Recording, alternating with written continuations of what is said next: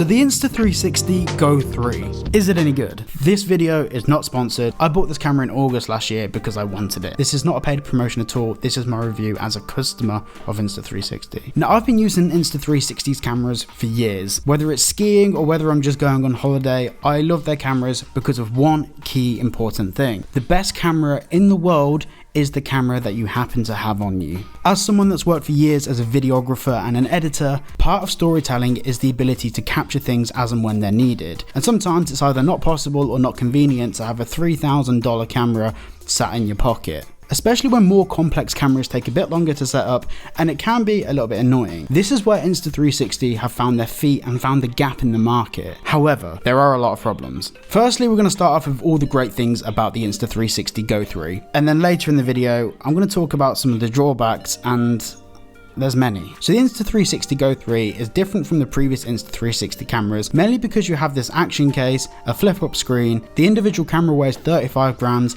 and it can film in 2.7K. Now the first thing we're going to talk about is the storage on it. The 32 and 64GB ones, do not bother getting. Not worth it. You will use all of that storage up within a couple of hours. In my personal opinion, the best one to get is the 128GB one. It's more than enough for a full day of filming, however, you can't do a full day of filming. And that brings us on to the next point, the battery life. A lot of people have said it's amazing. In my personal opinion, using this, especially filming in 2.7K, it's awful. Now a lot of the figures that people have quoted about the battery life saying it will last all day, that's not lasting all day while filming. That's lasting all day as if you film a clip here, film a clip there, film a clip here, film a clip there. In my personal opinion and in my usage of it, I've not been able to go a full day of filming with one battery. The next thing we need to talk about is the Insta360 app.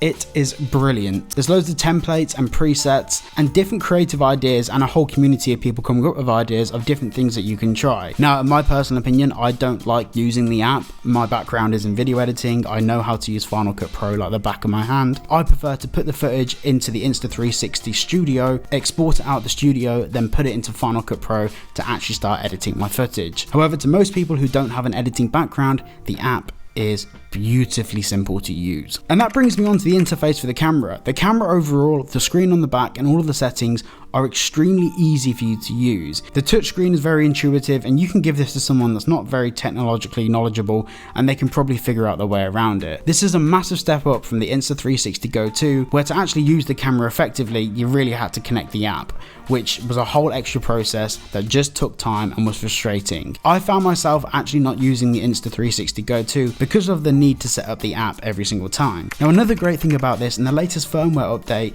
they've added the ability to use this as a live streaming camera. Simply connect the camera via USB-C cable to your MacBook or your Windows PC. Now another great thing about this camera is the accessories. So firstly, you have this clip-on mount, which is not only magnetic, but it clips in. It holds it really well. I have not had a single issue with the camera dropping off it. And the bottom of this mount has a 1/4 inch thread, which means that you can put it on any tripod or any standard camera equipment, which, considering that most of my mounts and equipment are for standard cameras, it's really useful to get unique perspectives. And of course there's the hat mount and the pendant mount, which you will lose. And also this is a huge step away from GoPros, which tend to have the standard GoPro mounts, which by the way are the most annoying things I've ever used. Now next, let's talk about this flip out screen. Now this flip out screen is so useful for not just vlogging, but also being able to see the framing of your shot, whether you're putting the camera in a car or just walking down a mountainside holding it. It is really useful to actually be able to see where your shot is positioned. This is one of GoPro's biggest drawbacks, and the fact that the screen just flips out so easily is honestly so useful. However, there are some drawbacks with this, which we'll get onto later in the video. Next, you can actually detach the camera away from the chassis and you can still view the footage through the screen. This is perfect for putting your camera in really tricky positions, then using the actual case itself just as a viewfinder, and it makes choosing a camera shot really unique. Next, we need to talk about waterproofing. So the actual camera itself is waterproof up to 5 meters. However, the case isn't waterproof at all. This is a big problem when it comes to things like skiing, because you'll attach the actual camera itself to one of the pieces of skiing equipment, but you might try and put the pod in your pocket. However, if you get snow on your gloves and you try and reach into it, you're just going to get the case wet. If they could make this case waterproof, it would genuinely be a game changer. The next thing is that the camera lens itself actually unscrews, so you can get a range of ND filters to put over the top. Now ND filters are essentially sunglasses for your camera. It allows you to let in less light. For this particular camera, I wouldn't really recommend it. It makes more sense on full frame cameras where you can drop down your shutter speed to get nice cinematic motion blur. However, it's an option there should you wish to use it. Now the quick release on this mount is honestly one of the most useful things ever. There's no messing around with screws, and not only does the case fit to it, but also the actual camera itself just clips onto it. Such a useful feature. Now let's talk about the downsides. Firstly, the fact that the case isn't waterproof. It is so annoying having to be careful to not make sure any water touches this case. The next downside is the truth about the camera. It's not the best quality. Even filming at high resolutions, it doesn't look or feel right.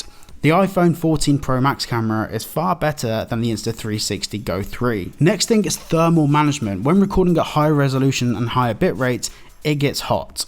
Like properly hot. So far whilst using this camera, I haven't managed to get it to turn off due to overheating. However, it is worth saying that the majority of time that I use this camera, it has been in Norway outside in really low temperatures. However, when taking the camera out of the hat mount, I have noticed it's very toasty. Next is flip up screen. Yes, it's awesome, fantastic idea, and it's so useful. However, the little ribbon cable on the back has started to mess up for me. So sometimes when I open the camera, I have to push this ribbon cable around a little bit with my finger to actually get the screen to turn on. Now another downside is the screen on the back. You need a screen protector. Enough said. The next thing is the boot up time. So when you turn the camera on whilst it's in the case, it can take 10 to 15 seconds for the camera to turn on. My Sony a7 III, which is a far more complex camera, turns on in 2 seconds. There is an affiliate link down below to the camera. It's not directly with Insta360. This video is not sponsored in any way, shape or form. However, if you buy it through Amazon using my links below, I do get a bit of a kickback. So it is appreciated. So my personal opinion of this camera is it's amazing